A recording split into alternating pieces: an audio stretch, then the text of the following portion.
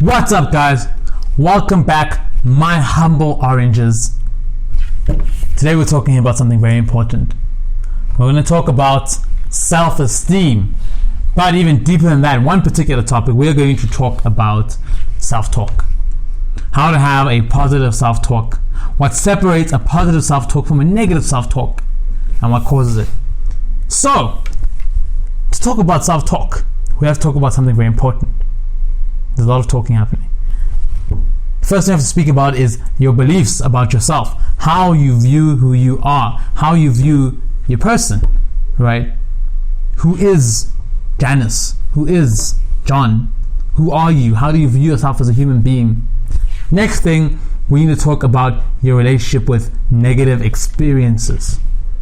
Negative experiences, right?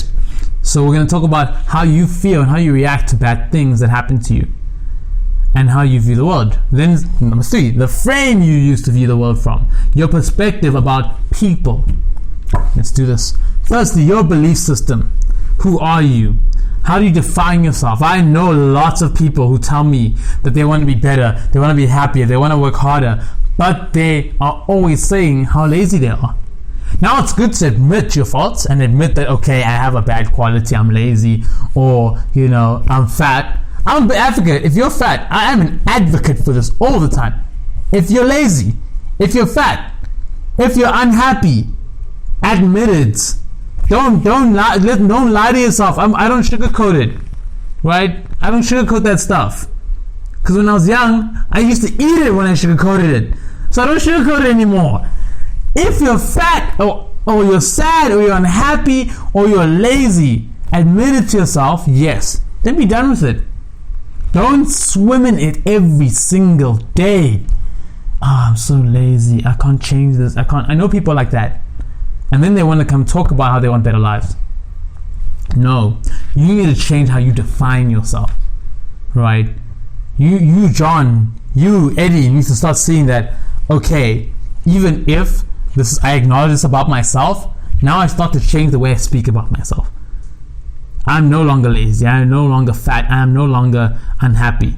I will be happy. I am happy. I am fit. I am focused. I am a hustler. And the more you keep telling yourself this, you got to live it, breathe it, see it everywhere. I don't care what you do. If you have to tattoo the word hustle on your arm, or get a picture tattooed on your chest of your physical goal, whatever it takes, you need to start changing how you identify yourself. And start viewing your belief system, the way you see yourself, as somebody who is what you want to be, right? Instead of saying, what's a goal, right? Well, let's say your goal is, I'm extremely intelligent and I get 95% for my tests. Or I am a multi-millionaire. Let's say that's your goal. Instead of just, you admit, okay, I'm like broke, I'm a bum. Then be like, cool, I know I'm a bum, now let's change this. Then every day you're like, I'm a multi-millionaire, I'm a multi-billionaire, I'm a multi-billionaire, I'm a multi-billionaire. You keep telling yourself this every single day. Doesn't matter what anybody says. What did Muhammad Ali say? He said, I am the what? The greatest. He said, I am the greatest. Long before he was the greatest. Long before he had achieved what he said he was going to achieve, he did it. In his head, he won already. Tiger Woods had been practicing to be number 1 for years and years and years before he even hit the stage. Golf course. The golf course. So, before he even hit the golf course, he had been practicing for years to be there. Right? And when he got there, guess what he said? They're like, Tiger, do you have a speech? And he was like, I have never thought beyond this point, because this is all I saw. All I thought about was that last hole. That's it. He won up here long before he won anywhere. And he had been calling himself the greatest long before he was the greatest. This is a common trend among everybody who's a high performer, successful, what they want. They have said it so many times before they get there, that when they get there, to you, sir or madam, when you get there, you'll freak out. So much money, so much attention. They won't. Because when you've started from the bottom to work your way up to get to that point, you already won a long time ago. So when you get there, it just feels like it was always meant to happen. Conor McGregor, beautiful example of this. It was always meant to happen to him. They asked him in an interview, if I told you, right, the interviewer asked him, Conor, if I had asked you, or I told you when you were beginning your career, that you were going to be this good, you were going to be number one, would you believe me? And he said, a lot of people haven't told me that, and no one really did back then, but I always believed it, so yeah, I would believe you. I'd say, damn right. That's what he said. Why? Because he was what he wanted to be long before he was that thing.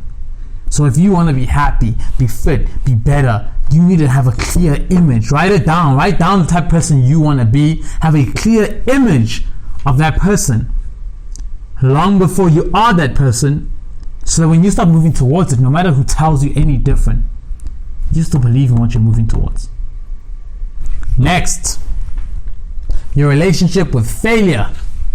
Guys, a lot of times when you go into a negative spiral in your head, I'm not good enough, I'm weak, I suck, I'm lazy, all the stuff, it's because a bad thing happened to you. You lost a competition. You lost a loved one. You got dumped. A girl rejected you.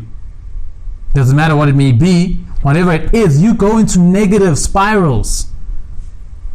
That's what you need to stop. Your relationship with failure will be a big defining factor in your ability to have what you want. How do you feel about the fact that you flopped right now? How does that make you feel? Does it hurt? Let it hurt. Let it hurt. But don't let it define you. Your relationship with bad situations. If somebody dies, you can't control that, but you can control how you feel. You can control how you look at it. If you view it differently, right? Something bad happened. Someone in your family dies. Well, now I get to have more of appreciation for them, and I now have the chance to get stronger, to grow from this, to value life more, to realize that life is precious. There's an opportunity found. Your relationship with bad things, negative experiences and failures will be a big defining factor of whether or not you can be positive. Because when bad things happen, that's when it's easiest for the lies to come in. What did I do? I'm not good enough. I'm not worthy. No.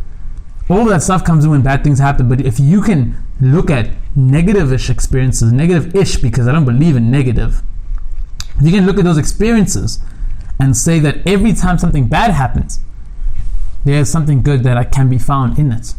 Every time something bad happens, I can grow from it. I can use it. I can learn from it. Something is there. And that this is part of life and it's meant to happen. Go back to my video on transformation suffering. By the way, I talk about this even further in more depth. But in this particular case, you need to keep telling yourself, right, when you have the downward spiral, rip that out and go back up. And realize that you are in control of your mind. So you need to decide what you're going to tell yourself. Are you going to keep telling yourself that you suck, it's your fault, you'll never be able to do it? Or are you going to change the story? Are you going to decide that no, things are different, there's an opportunity to be found here. I can appreciate more, I can be more grateful, I can grow more, I can work harder, I can see my faults more because of the thing that happened. It is an opportunity. And your relationship with failure and bad negative experiences may be the biggest thing that keeps you and separates the people who are positive from the people who are negative. It may be the one biggest factor. And lastly, your frame. How do you view the world? Now, you can view the world as a bad place, as a good place, but this is the big thing that I heard when I was younger, that Owen Cook once said. And it was so hectic because for me, it changed my perspective so much. He said, you can view the world either as a bad place with a few good things that happen, or a good place with a few bad things that happen. And that difference, as subtle as it is, has made all the difference in my life. And I can't tell you how many people I know who, underneath all the layers, they really view the world as a bad place with a few good experiences. And their experience of life is so much more draining. It's heavy, it's dark, it is not bright and vibrant, but it is a heavy and slow experience. Because they view people as bad, right? How do you view people? This is a big one. Do people want the best for me or the worst for me? Are people all on my side or they're against me? Is it a competition or a collaboration? These defining factors will change how you view everything. These perspectives, these frames you put on the world. Because if people are bad, you won't trust anybody. It'll limit the amount of healthy, lovely, beautiful relationships you'll be able to have. But if people have your best interest at heart, well, now the game's changed. Now, everyone has your back. Everyone is your friend. Everyone wants to help you become a better person. You'll find you can talk to people more easily. New people. You have a deeper connections with people because you'll never be wondering who's trying to make your life harder or trying to hurt you, stab you in the back. No. Instead, you'll be realizing the truth that you have a choice on how to view things.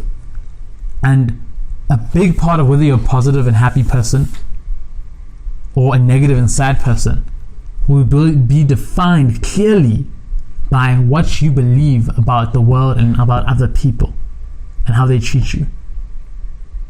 Is opportunity abundant or is it scarce? Is money abundant or is it scarce? Are people happy and nice or people evil and mean? These two factors, right? Whether or not you're going to believe that people in the world are good or people in the world are bad will change a big part of whether you have a positive or negative life.